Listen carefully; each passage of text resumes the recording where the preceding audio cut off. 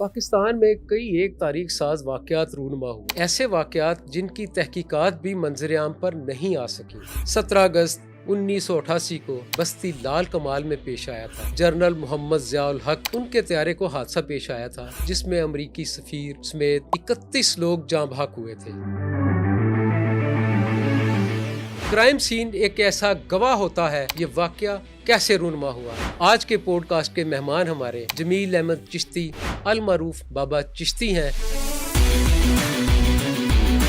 لال کمال بستی میں آپ نے کیا دیکھا، کوئی اطلاع کیسے ملی؟ بستی لال کمال کے باہر کھڑا ہوں تو یہاں آپ بھی نہ آئے تو اچھا ہے۔ کہتے یہاں فوج نے بیریئر لگائے ہوئے، اندر جانے کی اجازت۔ اب وہ ڈبل کیبن ڈالا اس طرح کا تھا جیسے پولیس کے ڈالے۔ دیکھ رہا ہوں کہ اندر کس طرح گھسے ہیں۔ اسی طرح میں نے دیکھا کہ ایک بلیک کلر کی کوڈ یا کرولا آئی ہے، انہوں نے کچھ بتایا، وہ آرمی والوں نے سلوٹ کیا ہے اور اس کو اندر چلی۔ اچانک سیکنڈوں میں ڈیسیژن لیا اور ایک گاڑی کے پیچھے اپنا ڈالا لگا دیا۔ جب اس کو پرمیشن دی، میری لک یہ ہوئی کہ شاید اس کی کوڈ کرتی ہوئی گاڑی ہے، تو وہ گاڑی نکلی، میں بھی نکلی۔ 7 بیریئر میں نے کراس کیے۔ میں نے اپنے فوٹوگراف کہا دور سے تصویریں جہاز کی بنا، وہ ریلیں کہیں چھپا دیں۔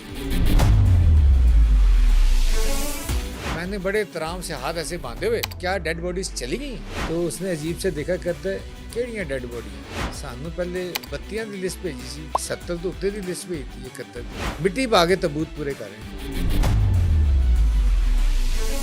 جو انہوں نے بیان لیے ہوئے تھے پولیس نے، وہ بھی لے لیے۔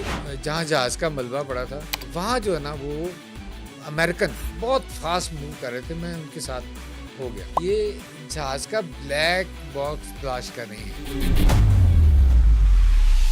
یہ کیونکہ اڑان کے فوری بعد گرا ہے، اس لیے اس کا اتنا فیول گرا ہے کہ شاید آگے 20-25 سال یہاں فصل بھی نہ ہو، اور ایگزیکٹ ایسا ہی ہوا تھا۔ میں نے 150 لوگوں کے بیان لیے۔ یوں جہاز آیا، یوں نیچے آیا، پھر اوپر ہوا، پھر یوں گر گیا۔ مجھے سمجھنے میں کچھ دیر نہیں لگی، میں نے کہا یہ بریف ہو چکی ہے۔ جاگر پہنے ہوئے تھے، جین جاگر سے بھی ہیٹ اتنی آ رہی تھی، دماغ تک جاتی۔ ضیاء اللہ کا جنازہ بھی کور کیا اسلام آباد۔ تابوت کے اوپر چشمہ اور کیب رکھی ہوئی۔ چشمہ کیسے ہی بچ سکتا ہے، پلاسٹک کا چشمہ اتنی آگ میں۔ ایک سوال یہ تھا، کیا اس جہاز کو کسی ٹیکنیکل فالٹ کی وجہ سے گرا؟ اور زیادہ لوگوں کا یہ تھا کہ اس کو کہیں سے نیچے سے ہٹ کیا گیا۔ پھر کسی نے کہا کہ دشمن ملک کی طرف سے ہٹ کیا گیا۔ افغان ایجنڈا ختم ہونے کے بعد امریکہ میرا چیپٹر کلوز نہ کر دے، یہ وہ اس کو فورسفلی لے کے گئے تھے۔ بہاولپور ایئرپورٹ سے وہ بیٹھ رہے تھے، رابن رافیل دوسرے جہاز پہ جا رہے تھے، انہوں نے بازو پکڑ کے اپنے ساتھ جہاز میں بڑھایا۔ امریکن ایمبیسڈر ساتھ ہو، شاید جو طاقتیں ان کو ہٹانی چاہ رہی ہیں وہ نہ کریں۔ جب کوئی طاقتور لوگ ہوں، جو طاقتور مرکز جہاں ہو، اس کے دل میں کوئی رحم دلی نہیں ہوتی۔ کے صاحبزادے ہمایوں، وہ میرے پاس جنگ کے دفتر آتے رہے کہ آپ نے وہاں کیا دیکھا۔ وہ ایک تھرسٹ تھی کہ ہمیں پتہ چلے کہ ہمارا فادر، ان کی ڈیتھ کیسے ہوئی۔ ایجنسی کی طرف سے وہ بھی مطمئن نہیں ہوئے تھے۔ وہ مرزا اسلم بیگ صاحب پچھلے جہاز پہ، انہوں نے دیکھا ضیاء اللہ کا گرتے۔ جب طیارہ گرتے دیکھا، میں نے اوپر 2 راؤنڈ لے کے ہم نے کیا کہ اس پہ اب کچھ نہیں بچا۔ ہمارا کام ہوتا ہے ایز اے کمانڈر کہ ہیڈ کوارٹر کو سیو کر۔ میں نے فوری طور پہ اسلام آباد جانے کو ترجیح دی۔ C-130 ایک سیف ترین جہاز آرمی کی نقل و عمل کے لیے وہی استعمال ہوتا ہے۔ اس طرح گرا۔ ایسے حادثات کی کم از کم تحقیقات ہونی چاہیے تھی اور پبلکلی رپورٹ آنی چاہیے۔ اس میں آموں کی پیٹیاں بھی رکھوائی گئی تھیں، وہ بھی کسی سیکیورٹی چیک کے بغیر رکھوائی گئی۔ آموں کی پیٹیاں رکھوائی گئیں، کچھ ایسا ایویڈنس نہیں آیا۔ اس کے بارے میں بھی کوئی اتھینٹک رپورٹ کبھی نہ آئی تھی، نہ میرا خیال آئے گی۔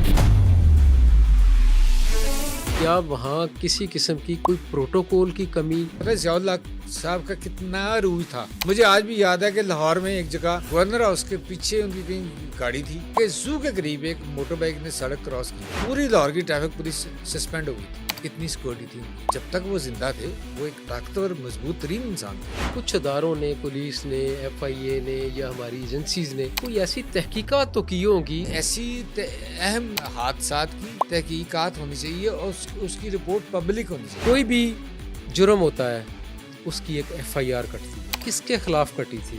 اس FIR کو کلوز انہوں نے کس طرح کیا؟ حادثہ جب ہو 174 کے تحت کارروائی کرتی ہے۔ کارروائی کے نتیجے میں اگر کوئی بات سامنے آئے تو فردر کارروائی بڑھائی جائے. 174 کی کارروائی کرنے کے بعد فردر تحقیقات ہی نہیں ہے اس کو کلوز کرنا. اس کی باقاعدہ ایف آئی آر لانچ ہونی چاہیے.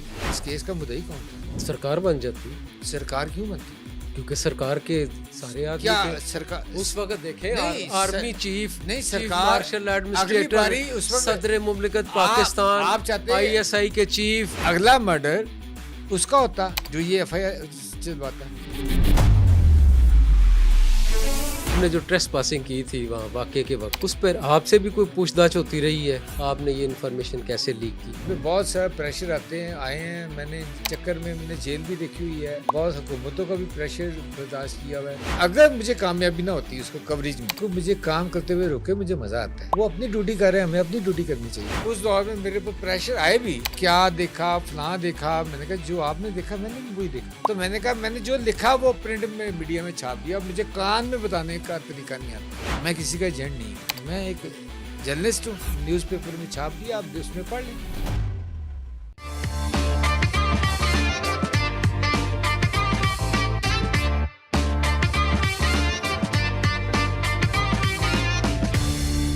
پاکستان میں کئی ایک تاریخ ساز واقعات رونما ہوئے ہیں.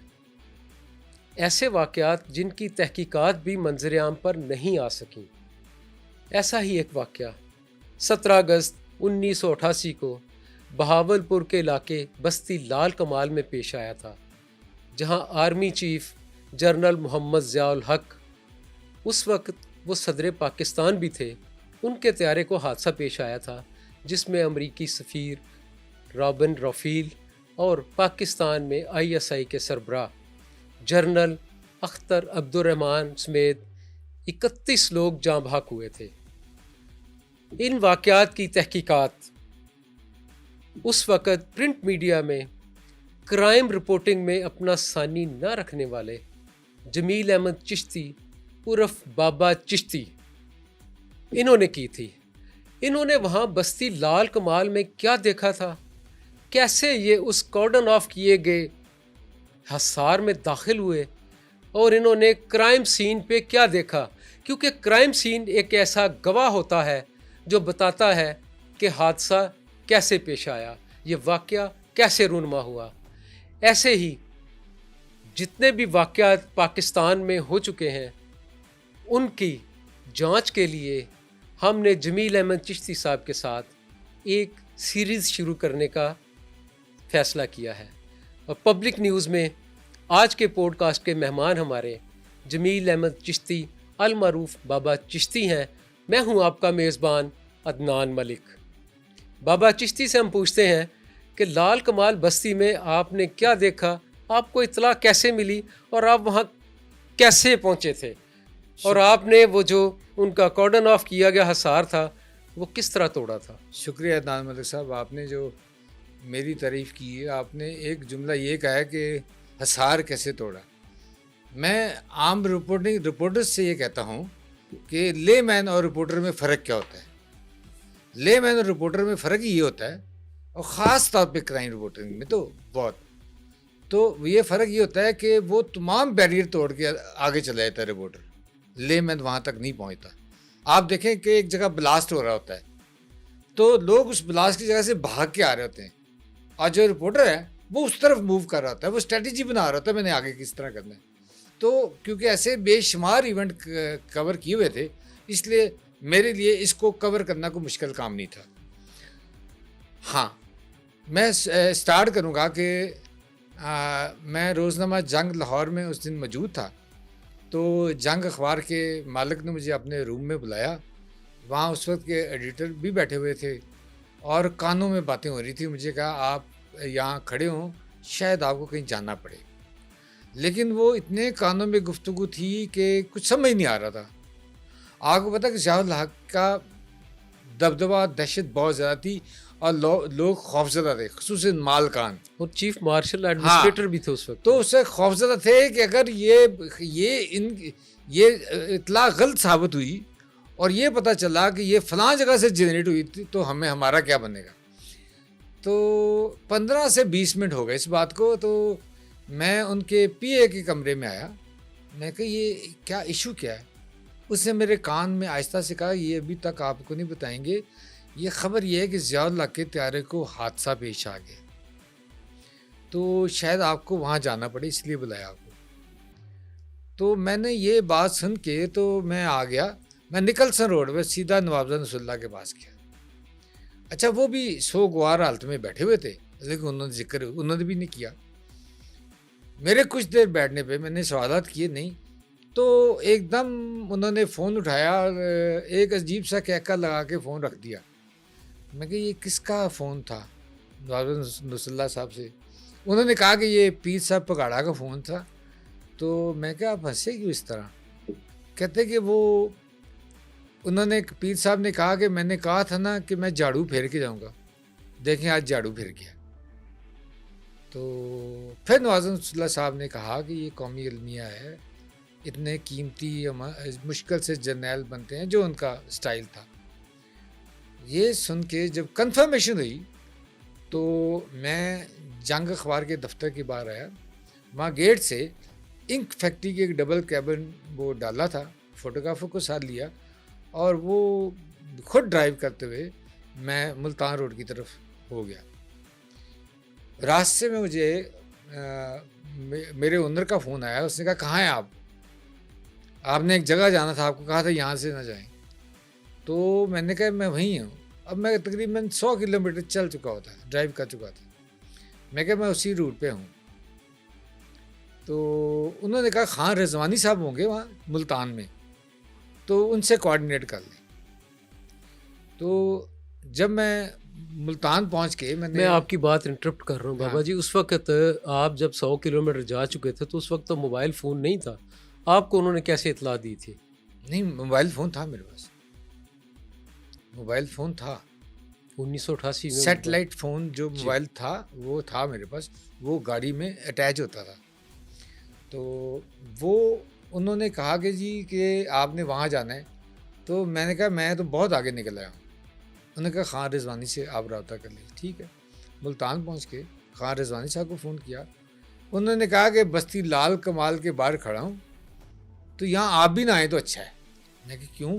کہتے یہاں فوج نے بیریئر لگائے ہوئے، اندر جانے کی اجازت نہیں، میں بھی ایک چائے والے کے پاس باہر کھڑا ہوں، جو گاڑیاں اندر آ رہی جا رہی ہیں ان کو دیکھ رہا ہوں۔ میں وہاں پہنچا، وہاں جا کے دیکھا تو خان رضوانی صاحب وہیں کھڑے تھے۔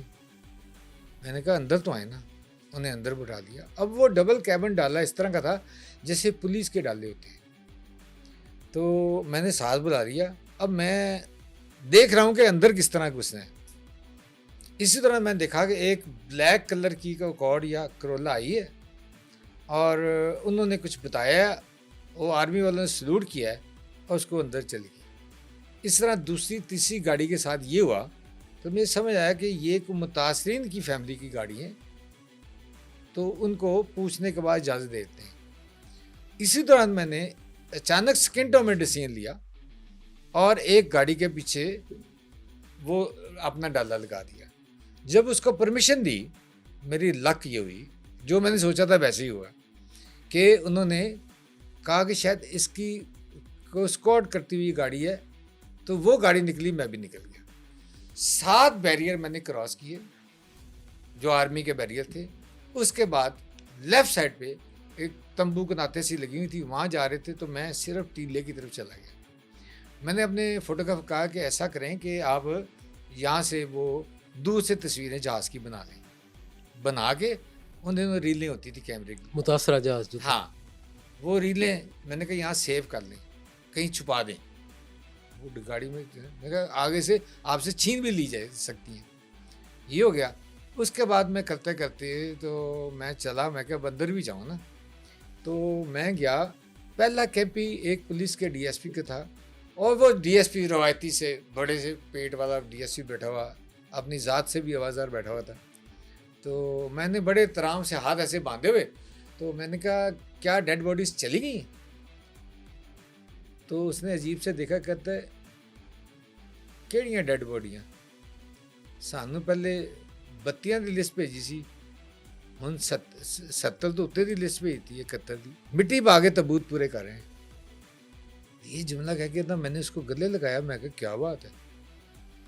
تو اس سے اس نے کہا ہم نے تو بیان بھی لے لیے ہیں یہ وہ فلان. میں کہا وہ ہم بھی لیں گے. تو اس سے میں نے جو انہوں نے بیان لیے ہوئے تھے پولیس نے وہ بھی لے لیے. اس کے بعد اس کا میں آگے گیا جہاں جہاز کا ملبہ پڑا تھا. وہاں جو ہے نا وہ امریکن بہت فاسٹ موو کر رہے تھے. میں ان کے ساتھ ہو گیا اور پتہ چلا کہ یہ اتنے تیز چلتے چلتے کہاں جا رہے ہیں کہاں آ رہے ہیں. تو مجھے بتایا گیا کہ یہ جہاز کا بلیک باکس تلاش کر رہے ہیں. جہاز بھی C-130 تھا جو سیفسٹ جہاز جس کو کہا جاتا ہے. تو وہ وہاں یہ بھی باتیں ہو رہی تھیں کہ یہ کیونکہ اڑان کے فوری بعد گرا ہے اس لیے اس کا اتنا فیول گرا ہے کہ شاید آگے 20-25 سال یہاں فصل بھی نہ ہو. اچھا. اور ایگزیکٹ ایسا ہی ہوا تھا. تو اب وہ جو صحرا کی میں جاگر پہنے ہوئے تھے جین جاگر. تو جاگر سے بھی ہیٹ اتنی آ رہی تھی دماغ تک جاتی تھی. وہ سارا ایونٹ میں نے کور کیا وہاں اور وہاں کرائم سین دیکھا اور پھر لوگوں کے بیانات لیے. مجھے حیرت اس بات کی کہ جو پولیس نے جن 200-300 کے لوگوں کے بیان لیے ہوئے تھے میں نے 150 لوگوں کے بیان لیے. عدنان ملک صاحب دیکھیں آپ یہاں بیٹھے ہیں کوئی وہاں بیٹھا ہے کوئی دوسری جگہ بیٹھا ہے. جہاز کو ہر بندہ ڈفرینٹ اینگل سے دیکھے گا. بالکل صحیح. لیکن وہاں وہ سب نے بیان کیا دیے. انہوں نے کہا یوں جہاز آیا یوں نیچے آیا پھر اوپر ہوا پھر یوں گر گیا. پڑے پڑھائے بیان. اس طرح مجھے سمجھنے میں کچھ دیر نہیں لگی. جو آپ نے جملہ کہا میں نے کہا یہ بریف ہو چکے ہیں یہ کچھ بھی نہیں اس کے علاوہ بتائیں گے. تو میں نے پھر کوئی بیان نہیں لیا. باقی وہ کہاں گرا جہاز کتنے ایریے میں اس کا ملبہ پھیلا ہوا تھا ڈیڈ باڈیز کی صورتحال کیا تھی تابوت کس طرح بند کیے جا رہے تھے اور لوگ یعنی شاہدین کے اور دوسروں کے بیانات. تو میرا یہ کوشچن یہ ہے کہ وہاں کچھ بھی نہیں تھا جبکہ پولیس کے بقول کے ہم مٹی بھر رہے ہیں. اگرچہ میں نے مٹی نہیں بھری دیکھی. تو میں نے یہاں سے کور کرنے کے بعد آپ حیران ہوں گے کہ میں نے 30 دن یا جب وہ ڈیڈ باڈیز گئی ہیں تو ضیاء اللہ کا جنازہ بھی کور کیا اسلام آباد میں. تو وہاں تابوت کے اوپر چشمہ اور کیب رکھی ہوئی. یہ چشمہ بچ گیا مجھے نہیں سمجھ نہیں آئی اور دانتوں کا بھی کچھ تھا. وہ چشمہ کیسے ہی بچ سکتا ہے اتنی پلاسٹک کا چشمہ اتنی آگ میں. تو میرے خیال علامتی طور پہ انہوں نے رکھا تھا اور باقی وہاں کچھ بھی نہیں تھا. اور پھر یہ کہ کوشچن یہ تھا کہ یہ جہاز کس طرح وہاں بے شمار سوالات تھے. ایک سوال یہ تھا کیا اس جہاز کو کسی ٹیکنیکل فالٹ کی وجہ سے گرا ہے. اور زیادہ لوگوں کا یہ تھا کہ اس کو کہیں سے نیچے سے ہٹ کیا گیا. پھر کسی نے کہا کہ دشمن ملک کی طرف سے ہٹ کیا گیا.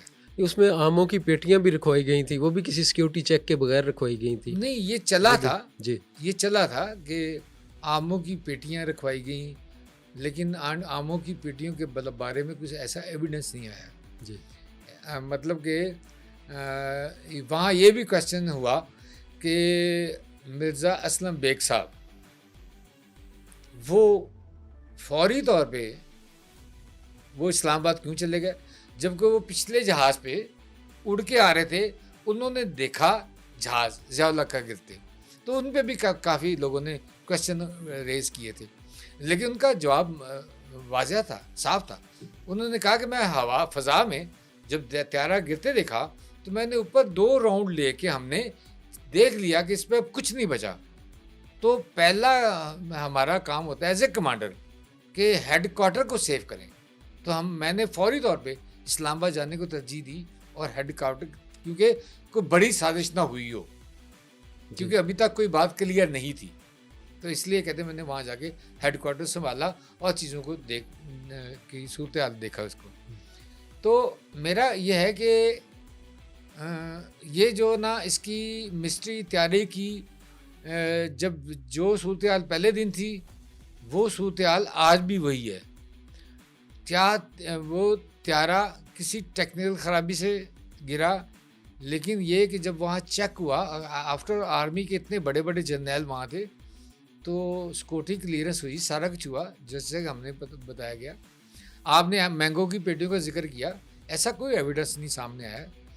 تو عام طور پہ لوگوں نے یا وہاں جو تحقیقات کر رہے تھے انہوں نے یہی خیال ظاہر کیا کہ اس کو کسی نے یا کسی دشمن ملک سے یا نیچے سے ہٹ کیا ہے. لیکن افسوس کہ یہاں لیاقت علی خان کا مرڈر ہو یا کوئی اور ہو، وہ ایویڈنس نہیں آتی، اس کے بارے میں تحقیقاتی رپورٹ سامنے نہیں آتی. آپ کو پتہ ہے حمود الرحمان کمیشن بھی کب آیا، کتنے سالوں بعد اس کو چھاپا گیا.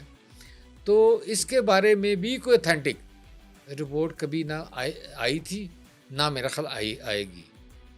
تو صورتحال یہ کہ ہمایوں جو اختر عبد الرحمان ان کے صاحبزادے ہمایوں، وہ میرے پاس جنگ کے دفتر آتے رہے اور لوگ بھی آتے رہے کہ آپ نے وہاں کیا دیکھا. وہ ایک تھرس تھی کہ ہمیں پتہ چلے کہ ہمارا فادر ان کی ڈیتھ کیسے ہوئی ہے. یعنی اس کا مطلب کہ کوئی ایجنسی کی طرف سے وہ بھی مطمئن نہیں ہوئے تھے. وہ وہاں بے شمار ایجنسیز تھی. تو اب ایک سوال یہ ہے کہ پہلے آیا کہ جی یہ امریکن کا ایجنڈا ختم ہو گیا تھا، شاید امریکن نے کچھ کیا ہو. اور ایک یہ بھی بتایا گیا وہاں کہ ضیاء الحق جو وہاں کو الخالد ٹینکوں کا وہ معائنہ کرنے وہاں گئے تھے اور انہوں نے وہاں امریکی سفیر رافیل کو اس لیے ساتھ لیا کہ انہیں خدشہ تھا کہ افغان ایجنڈا ختم ہونے کے بعد کہیں امریکہ میرا چیپٹر کلوز نہ کر دے. اس لیے وہ اس کو فورسفلی لے کے گئے تھے. لوگوں نے یہ بھی بتایا کہ جب بہاولپور ایئرپورٹ سے وہ بیٹھ رہے تھے تو وہاں بھی رابن رافیل دوسرے جہاز پہ جا رہے تھے. انہوں نے بازو پکڑ کے اپنے ساتھ جہاز میں بڑھایا ان کو. خیر ان کا مائنڈ یہ ہوگا کہ امریکن ایمبیسڈر ساتھ ہو تو شاید جو طاقتیں ان کو ہٹانی چاہ رہی ہیں وہ نہ کریں. لیکن آپ کو پتہ ہے کہ جب کوئی طاقتور لوگ ہوں، طاقت جہاں ہو، جو طاقت کا مرکز جہاں ہو، تو وہ اس کے دل میں کوئی رحم دلی نہیں ہوتی، وہ اپنا رخ خود مقرر کرتا ہے. بابا جی آپ یہ دیکھیے کہ کیا وہاں کسی قسم کی کوئی پروٹوکول کی کمی یا ایس او پیز کی کمی، سیکیورٹی ایس او پیز کی کمی تو دیکھنے میں نہیں آئی؟ ایسا تو کوئی خدشہ وہاں ظاہر نہیں کیا گیا تھا کرائم سین پہ. جی بہاولپور ایئرپورٹ جی نہیں، بہاولپور ایئرپورٹ تو نہیں پروٹوکول کی کمی کیسے آ سکتی ہے جب کہ آپ کو پتہ ہے ضیاء الحق صاحب کا کتنا عروج تھا اور ان کی کتنی سیکورٹی تھی. مجھے آج بھی یاد ہے کہ لاہور میں ایک جگہ وہ گورنر ہاؤس کے پیچھے ان کی کہیں گاڑی تھی اور آگے زو کے قریب ایک موٹر بائک نے سڑک کراس کی تھی. پوری لاہور کی ٹریفک پولیس سسپینڈ ہو گئی تھی، اتنی سیکورٹی تھی ان کی. تو کیسے پروٹوکول میں کمی آ سکتی ہے؟ جب تک وہ زندہ تھے وہ ایک طاقتور مضبوط ترین انسان تھے. تو میں نے میرا خیال جو بات کی ہے اس کے اندر ہی میرا جواب موجود ہے جو میں نے کہا ہے.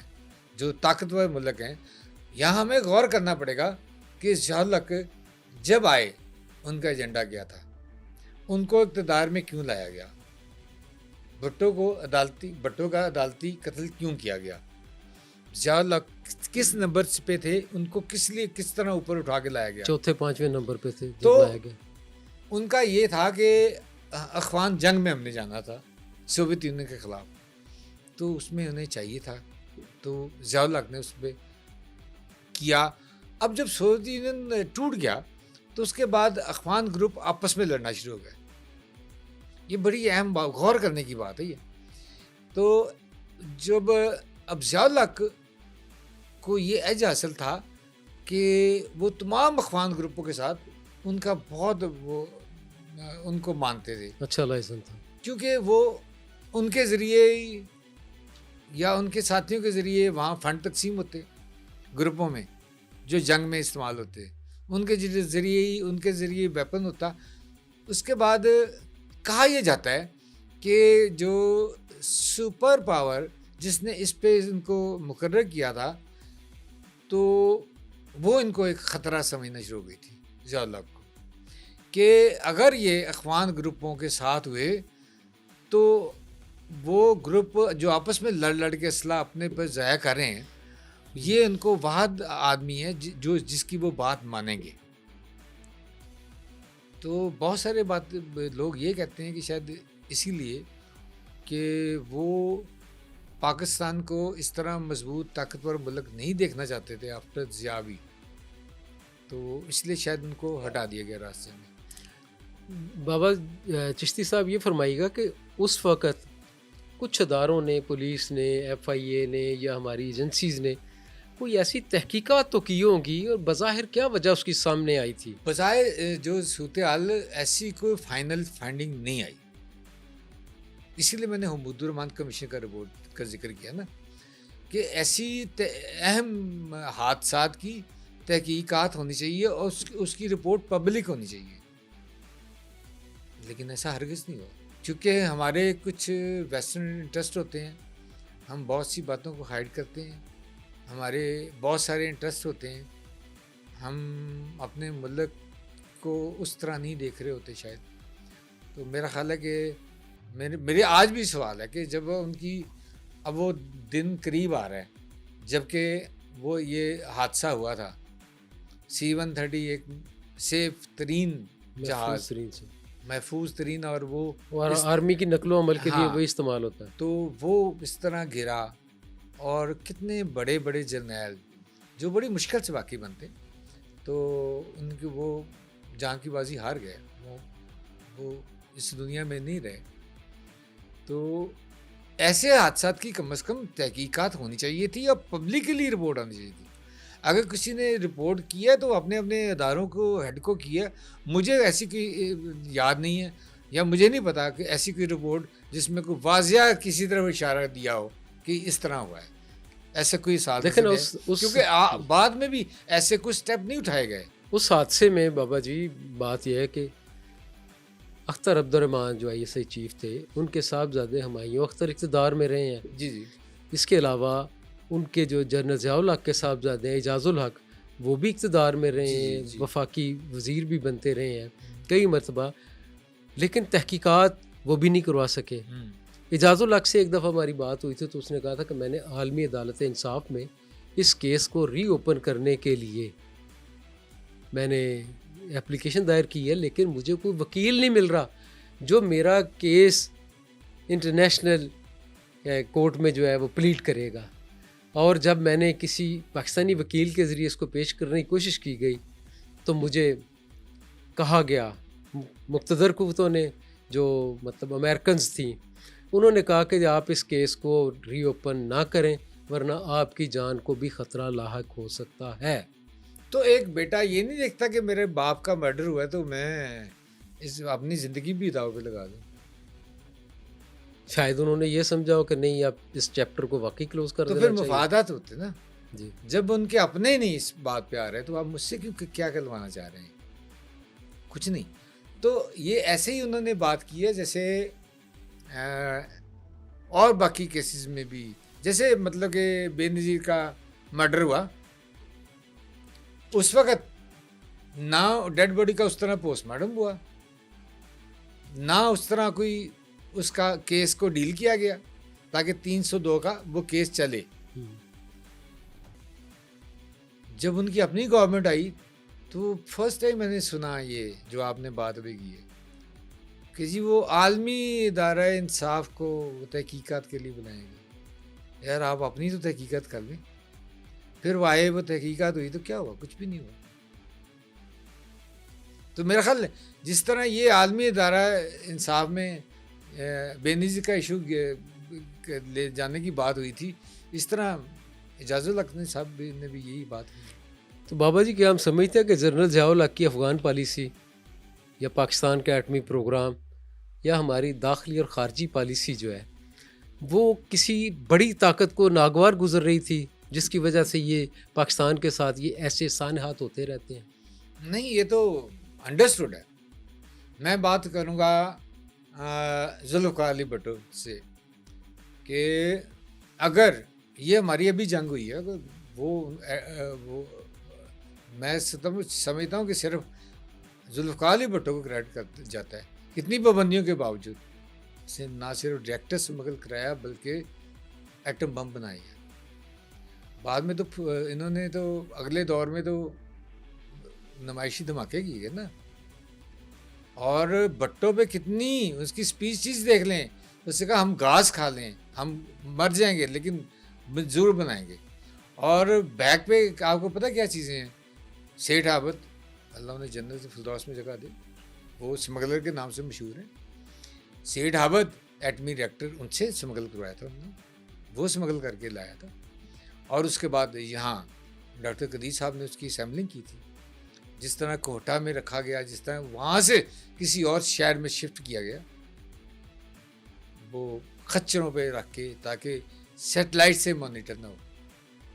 تو یہ ذوالفقار علی بھٹو کا بہت بڑا کارنامہ ہے. اور وہ اب تو دشمن بھی یہ بات مانتے ہیں. لیکن پاکستان ایٹمی قوت تھا جی, تو آج پاک فوج نے جی, اپنے ایک دیرینہ دشمن کے اوپر فتح حاصل کی. جی, اور 3 دن کا صرف ان کی اسٹریٹجی جو ہے اور پاکستان کا ایٹمی صلاحیت ہونا پاکستان کے مفادات میں بہتر ثابت ہوا اور انڈیا کو منہ کی کھانا پڑی. اور انڈیا نے بھاگ کر عالمی طاقتوں سے, امریکہ سے, ٹرمپ سے کہا کہ جی ہماری یہ جنگ رکوائیں ورنہ پاکستان تو ہمیں مار دے گا. لیکن جو ایٹمی خالق ہیں, ایٹمی پروگرام جو لائے, ان کے ساتھ کیا ہوا, ڈاکٹر قدیر خان کے ساتھ کیا ہوا, یہ بھی تو انٹرنیشنل لیول پہ یہ کہانی ہے نا. جی, جی, جس نے ایٹمی دھماکے کیے اس کے ساتھ کیا ہوا. میاں نواز شریف میں یہ کہتا ہوں جس نے ذوالفقار علی بھٹو نے اس پروگرام کو, بلکہ اس نے اسلامک بم کی اطلاع دی, نعرہ لگایا تھا جب لاہور میں, مجھے یاد ہے اسلامک سربراہی کانفرنس کی 1974 میں, جب سارے یہاں آئے عرب رہنما, تو اس نے وہ فیول بم کا بھی نعرہ لگایا. جب انہوں نے کہا کہ ہم یورو کو فیول بند کر دیں گے, اس نے اسلامک بم کا نعرہ لگایا کہ پورے اسلامی ممالک کو یہ ہم بم بنا کے دیں گے یا وہ ہم نے ان کی معاونت کریں گے. تو میرا خیال اسی دن اس کی ڈیتھ کا فیصلہ ہو گیا تھا.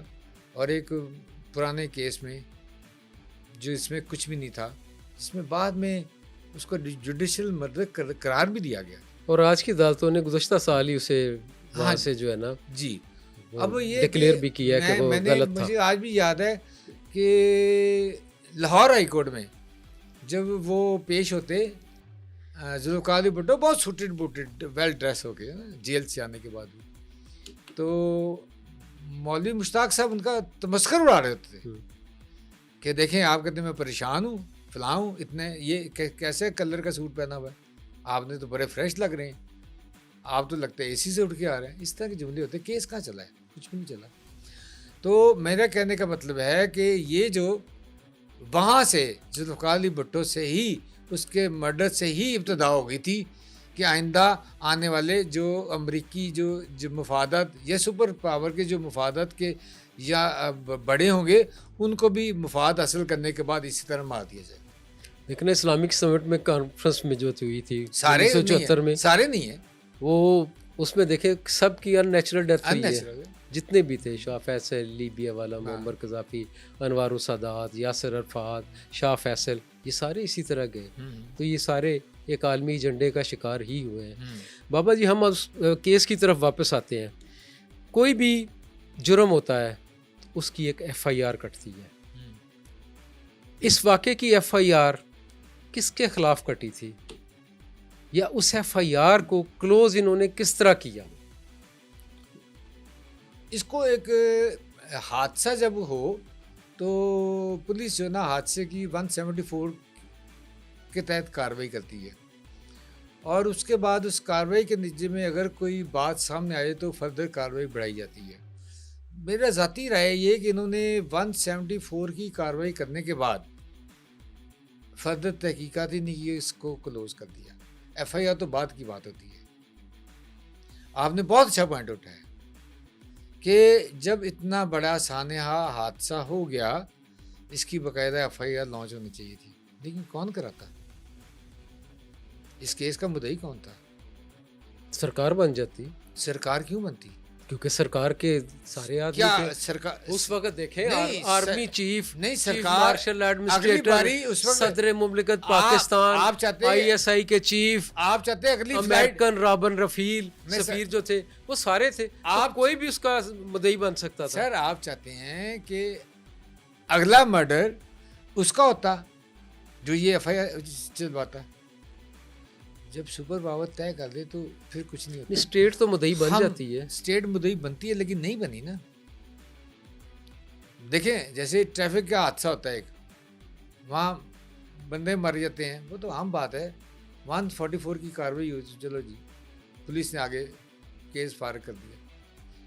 وہاں بھی وہ اگر مریں تو اس کی وہی لکھا جاتا ہے کہ آپ پوچھا جاتا ہے کہ آپ نے کارروائی کرنی کوئی وہ لوحاقین کہیں کہ نہیں کرنی تو پھر نہیں کی جاتی ورنہ 174 کے تحت کلوز ہو جاتا ہے. تو یہ تو بڑا ایشو تھا اس پہ میں آپ نے جو بڑے بڑے نام لیے ہیں ہمایوں صاحب یا ان کے ضیاء اللہ کے فرزند ان کو آگے آنا چاہیے تھا انہیں مدعی بننا چاہیے تھا. بہت سارے ایشوز میں ایسے ہوتا ہے کہ ایک کیس چل رہا ہوتا ہے وہ کوئی اور کسی نے کیا ہوتا ہے تو اس کے وارثان آئے تھے جی ہم بھی کیس میں فریق بننا چاہتے ہیں تو کہاں وہ آئے کوئی نہیں آیا. تو سب کے مفادات تھے یا خوف زدہ ہو گئے تھے سب یہ مجھے نہیں پتا کہ مفادات تھے یا خوفزدہ تھے لیکن باہر وزارتوں میں تو وہی آئے. بڑی بڑی فیکٹریوں کے مالک تو وہی بنے جو آج بھی امیر ترین لوگ ہیں جن کے پاس سیلری پرسن کے پاس کیا ہوتا ہے کچھ بھی نہیں ہوتا. آپ کی بات میں اس کا جواب مجھے بابا جی 4 دہائیاں ہو گئی ہیں اس واقعے کو ہوئے اس کا سچ سامنے نہیں آیا. کیا ہماری قوم کو یہ شعور ابھی تک نہیں دیا گیا کہ وہ اپنے ساتھ ہونے والے ظلم زیادتی اور جبر کا مطلب جان سکیں یا اس کا قصور کیا ہے وہ یہ جان سکیں یا ان کو کس جرم کی پاداش میں ایسی سزائیں دی جا رہی ہیں خوف ڈپریشن تو ان کو یہ حق کیوں نہیں دیا جا رہا. آپ اس ملک کی بات کریں جہاں ایک عام سا واقعہ ہو وہ ٹریفک پولیس اہلکار ایک بیچارے غریب کو روک کے تو اس پہ ٹارچر کرے اس کی ویڈیو بھی سوشل میڈیا پہ وائرل ہو جائے تو اس کا کچھ نہیں ہوتا بلکہ اس کے خلاف FIR دے دی جاتی ہے جس پہ ٹارچر بھی کیا ہوتا ہے وہاں کچھ نہیں ہوتا. تو آپ تو بہت بڑے سانحے کی بات کر رہے ہیں. میرا پھر یہ سوال ہے کہ کیا ان کے جو فرزندگان تھے وہ آگے کیوں نہیں آئے. کیا مجھے بتائیں کہ ایسا کوئی اسٹیٹ نے کوئی پاورفل موو کی ہے اس کیس میں کیا کسی ایجنسی کی کوئی بڑی خود مختار رپورٹ آئی ہے نہیں آئی. بابا جی ایک بات ہے کہ اس وقت تو پرنٹ میڈیا تھا الیکٹرانک میڈیا نہیں تھا. الیکٹرانک میڈیا صرف سرکاری ٹی وی تھا جس نے واقعے کی یقیناً ریکارڈنگ کی ہوگی اس کی بھی نہیں آئی لیکن اس کی رپورٹ بھی منظر عام پر نہیں آئی. اب آپ تو اس سے واضح آپ ہی اشارہ کر رہے ہیں مجھے آپ ہی مجھے بتا رہے ہیں کہ جب اس کی رپورٹ نہیں آئی تو واضح ہے کہ وہ سرکاری ادارہ تھا PTV تو اس کی پھر رپورٹ سرکار کے کہنے پہ چلنی تھی. اور یہاں تو یہ PTV کا یہ حال ہے کہ وہاں سے تو بہت سارے ایشوز کا بعد میں ریکارڈ بھی غائب کر دی جاتا ہے آپ کو ریکارڈ میں بھی کوئی چیز نہیں ملتی. بابا جی سنا آپ نے جو ٹریس پاسنگ کی تھی وہاں واقعے کے وقت اس پر آپ سے بھی کوئی پوچھ داچھ ہوتی رہی ہے کچھ اداروں کی طرف سے کہ آپ وہاں کیسے پہنچے آپ نے یہ تصاویر کیسے لیں آپ نے یہ انفارمیشن کیسے لیک کی. نہیں کیونکہ میں بہت کھلا سا آدمی ہوں اور مجھ پہ بہت سارا پریشر آئے ہیں. میں نے اسی چکر میں نے جیل بھی دیکھی ہوئی ہے بہت حکومتوں کا بھی پریشر برداشت کیا ہوا ہے میں نے FIR بھی فیس کی ہوئی ہیں. تو اس لیے مجھے تو ایسا پریشر لگتا ہے یہ کام کا حصہ ہوتا ہے. ہمارے کام میں ایسی رکاوٹیں آتی رہی ہیں. ہاں اگر مجھے کامیابی نہ ہوتی اس کو کوریج میں پھر میں کہتا کہ میرے ساتھ بہت برا ہوا ہے لیکن اگر کوئی مجھے کام کرتے ہوئے روکے مجھے مزہ آتا ہے. وہ اپنی ڈیوٹی کر رہے ہیں ہمیں اپنی ڈیوٹی کرنی چاہیے. تو جب آپ پازیٹیو ہونا لوگوں کے ساتھ پازیٹیو ہو رہے ہیں اور جو آگے کھڑے ہوتے ہیں خواہ وہ سرکاری اسٹیبلشمنٹ کے لوگ ہوں یا خواہ وہ حکومتوں کے لوگ ہوں. بہت سی ساری حکومتیں ایسی ہوتی ہیں چند اشخاص کے علاوہ جو یہ جب انہوں نے دیکھے کہ یہ اس کی جو کوریج کے لیے آنے والے بندے کی نیت تو بری نہیں ہے تو آپ کا کچھ بھی نہیں ہوتا. جب آپ کے کسی انٹرسٹ میں آپ کھیل رہے ہوں, کسی کے کہنے پہ یہ کر رہے ہوں, پھر آپ کے لیے رکاوٹیں بھی آتی ہیں, پھر آپ کو کیا بھی جاتا ہے. لیکن جب بہت ساری چیزیں کلیئر ہوں تو کوئی رکاوٹ اگر آئے تو آپ اسی طرح اس کو سالو کر لیتے ہو. اور اگر اس دور میں میرے پر پریشر آئے بھی اور مجھے کہا بھی گیا تو بعد میں کہ آپ نے کیا دیکھا, فلاں دیکھا, میں نے کہا جو آپ نے دیکھا میں نے بھی وہی دیکھا. اور مجھے کہا گیا تو میں نے کہا میں نے جو لکھا وہ پرنٹ میں میڈیا میں چھاپ دیا. اور مجھے کان میں بتانے کا طریقہ نہیں آتا. میں کسی کا ایجنٹ نہیں ہوں, میں ایک جرنلسٹ ہوں. میں نے جو دیا نیوز پیپر میں چھاپ دیا, آپ اس میں پڑھ لیں, بس نتھنگ ایلس. بابا جی آپ ہمارے ساتھ شریک گفتگو رہے, آپ کا بہت شکریہ, آپ نے قیمتی وقت نکالا. Thank you. میں اپنے ناظرین کو بتاؤں کہ جس طرح بھٹو کیس کا فیصلہ چند دن پہلے ہوا ہے کہ وہ ایک جوڈیشل مرڈر تھا, اسی طرح 1971 کے سانحہ کا حمود الرحمان کمیشن رپورٹ بھی منظر عام پر آ چکی ہے. ممکن ہے, ہم یہ توقع کرتے ہیں کہ جنرل ضیاء الحق جو صدر پاکستان تھے, ان کے طیارہ حادثے کی تحقیقاتی رپورٹ بھی ایک نہ ایک دن ضرور سامنے آئے گی اور بے نظیر بھٹو شہید کے قتل کی تحقیقات بھی عوام کے سامنے رکھی جائیں گی. میں ہوں آپ کا میزبان عدنان ملک, بہت شکریہ.